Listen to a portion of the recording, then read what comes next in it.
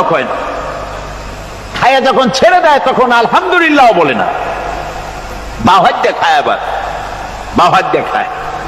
ডাব একটা কাটলো, বিসমিল্লাহ নাই, খাইলো, 2-4 ঢোক খাইয়া পুরা ডাবটার ফেলাই দিল। ডাবটা কি তোমার বাজান তৈরি করছিল নাকি?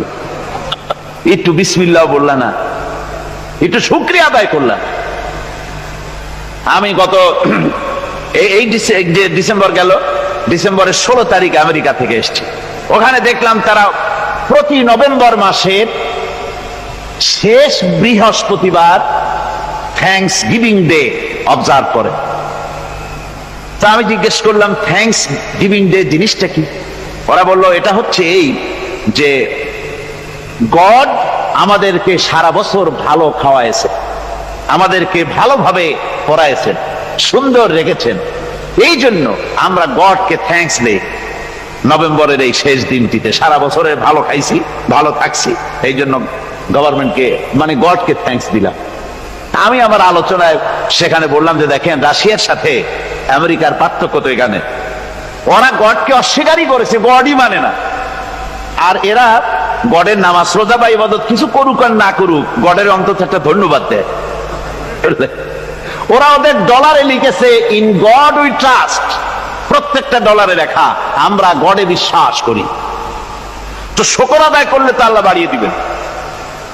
আল্লাহ রাব্বুল আলামিনের সুন্নাত হলো শুকর যদি কেউ আদায় করে আল্লাহ বাড়িয়ে দেন। লা ইন শাকারতুম লাযীদান্নাকুম ওয়া লা ইন কাফারতুম ইন্না আযাবী লাশাদীদ। আমার নিয়ামতের শুকর যদি আদায় করো আমি বাড়ায় দেব, আর যদি নিয়ামতের শুকর আদায় না করো তাহলে মস্ত বড় শাস্তি তোমাদের জন্য রেখেছি। তো আমেরিকা শুকর আদায় করে নিজেরা খাইয়া, কিন্তু ওদের জমিন হলো বিশাল জমি। আমি কয়েকবার গিয়েছি এবং বহু স্টেট সফর করেছি। ওদের জমিন এত ফার্টাইল, জমিনে যদি রীতিমতো তারা ফসল ফলাতো, এই ফসল সারা দুনিয়ার দরিদ্র ভূমুক্ষ জনতাকে খাওয়াইয়া বাঁচাইতে পারত, কিন্তু ওরা তা করে না। ওরা করে কি? ওরা মুনাফার হার, বাজার দর ঠিক রাখার জন্য নির্দিষ্ট পরিমাণ জমিনে ফসল ফলায়, কিন্তু জমিন এতই উর্বর ওদের মেজারমেন্ট করা, মাপ করা, হিসাব করা ফসল হয় না, ফসল হয় বেশি। তখন বাড়তি ফসলকে তারা প্রতি বছর লক্ষ লক্ষ টন আলু আর গমকে তারা সমুদ্রে নিক্ষেপ করে। তাদের আলু এবং গম সেই সময় তারা নিক্ষেপ করে সমুদ্রে যখন ইথিওপিয়া, সুদানে মানুষ না খেয়ে মরছে। পৃথিবীর বিভিন্ন দেশে মানুষ ক্ষুধার যন্ত্রণায় যখন চিৎকার করছে আর তাদের এই চিৎকারে আকাশ বাতাস ভারী হয়ে যাচ্ছে, তখন ওরা এই কামটি করছে। তাই আমি ওই প্রথম দিন বলেছিলাম যে রাশিয়া যেমন খান খান হয়েছে, অস্তিত্ব বিলুপ্ত হয়েছে আল্লাহর সাথে নাফরমানি করার কারণে। আপনারা বলতে পারেন কমিউনিজম কি একটা সহজ ব্যাপার? একটা বিরাট শক্তি, পৃথিবীর বুকে কত দেশ তারা ডমিনেট করতেছিল, কোন যুদ্ধ নাই, কোন রক্তপাত নাই, বিনা ধাক্কায়, বিনা বাতাসে, বিনা ঝড়ে বিশাল মহিরুহু চিৎপটাং। এটা হলো কেন? কেন হলো রাশিয়ার এই দশা? আমি লালদিঘির ময়দানে বলে গেছিলাম, আমি চিন্তা করে যেটা পাইছি সেটা হচ্ছে এই দুনিয়ার সমস্ত মতবাদ আল্লাহকে কোনো না কোনো প্রকারে স্বীকার করে। তার কথা মানুক আর না মানুক, আছে একটা কিছু, এতটুকুন বলে যে আল্লাহ আছেন বা গড আছে বা একটা কিছু আছে। কমিউনিজম, সমাজতন্ত্র হলো পৃথিবীর একমাত্র নিকৃষ্ট মতবাদ, যে মতবাদ সরাসরি আল্লাহকে অস্বীকার করেছে, বলেছে আল্লাহ নাই, দেয়ার ইজ নো গড। তারা ধর্মকে আফিম বলেছে। আল্লাহ পাক তাই কোন যুদ্ধ ছাড়া, কোন মারামারি ছাড়া, কোন রক্তপাত ছাড়া এই বিশাল শক্তিকে উৎকারে উড়িয়ে দিলেন, তুলার মতো হয়ে। গোটা রাশিয়া তুলার মতো হয়ে, পেঁজা তুলা, ধোনা তুলার মতো হয়ে সব উড়ে চলে গিয়েছে, অস্তিত্ব বিলুপ্ত হয়ে গিয়েছে। কিন্তু আমাদের দেশের খুচরা কমিউনিস্টরা এখনো স্বপ্ন দেখে। ওই যে কালকে বলেছি, তারা বলে কলমের খোসা এটা এখনো নষ্ট করা যাবে না, এটা এখনো চালু করা হবে। এখনো চীনে আছে, এখনো কিউবায় আছে। ওই কিউবা থেকে, চীন থেকে ফিদেল কাস্ট্রোর একটু আওয়াজ শোনে, চীন থেকে মিস্টার ব্যাং না কি জানি না, ব্যাং, এর আওয়াজ শুনে আর তাই মনে করে এ বুঝি সমাজতন্ত্রের বিজয়ের গান। না, চীন থেকে আর কিউবা থেকে যে আওয়াজ আজকে উঠতেছে, এই আওয়াজ সমাজতন্ত্রের বিজয়ের আওয়াজ নয়, এটা হলো সমাজতন্ত্রের মরণ যন্ত্রণার গোঙানির আওয়াজ। কাজী এরা দুনিয়ার বুকে শুধু আনন্দ এবং ফুর্তি করে, আল্লাহর হককে, আল্লাহকে চিনতে তারা ব্যর্থ হয়েছে। আল্লাহ রাব্বুল আলামিন বলেন, অবিশ্বাসীদের কৃতকর্ম, তাদের কাজগুলি, তাদের কর্মফল সব নিষ্ফল হয়ে যাবে। ওয়াল্লাযীনা কাফারু আ'মালুহুম কাসারাবিন বিকিআতিন ইয়াহসাবুহুল যামআনু মা। আল্লাহ পাক বলেন, কাফের যারা, অবিশ্বাসী যারা, যারা আমাকে অস্বীকার করেছে, অবিশ্বাস করেছে, তাদের আমলগুলি হলো মরুভূমির মধ্যে মরীচিকার মতো।